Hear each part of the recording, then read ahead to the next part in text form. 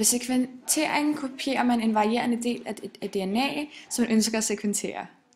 DNA-materialet opvarmes ved over 90 grader, så hydrogenbindingerne mellem de to DNA-strenge brydes.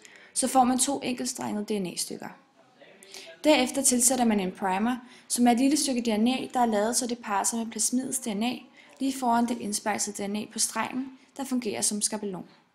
Altså sidder primeren lige foran det stykke DNA, som man ønsker at finde koden på. DNA-polymerase, det er en enzym, der kan klistre baser fast på strengen, og DNA's 4 nukleotider, A, G, T og C, tilsættes. Nukleotider består af en base og deoxyribose. Deoxyribose-delen på nukleotider gør, at nukleotiderne kan sætte sig sammen, fordi de har en OH-gruppe.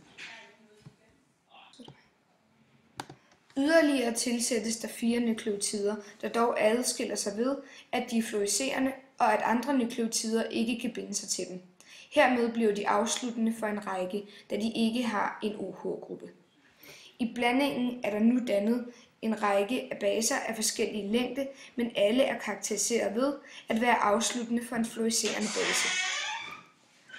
Adskillelsen af de fluorescerende DNA-stykker foregår ved en teknik, der kaldes galektroforese.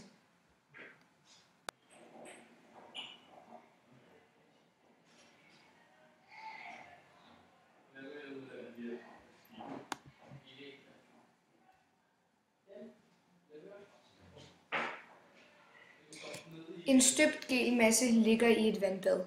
I gelmassen er der nogle brønde, hvor DNA-prøverne lægges i. Man laver et elektrisk spændingsfelt ved hjælp af vandet, som leder strømmen. Når strømmen tilsættes, vandrer fragmenterne ned gennem gelmassen, da de er negative og trækkes mod den positive pol. De største fragmenter vil aflejres først, de mindste sidst. Da fragmenterne er sluttet af med en fluorescerende nukleotid, kan fragmenterne identificeres ud fra den farve, de afgiver. Gennem et diagram, der illustrerer en computerudskrift efter scanning med laserlys. Diagrammet viser rækkefølgen af det undersøgte gensekvens ved farvernes fremtræden.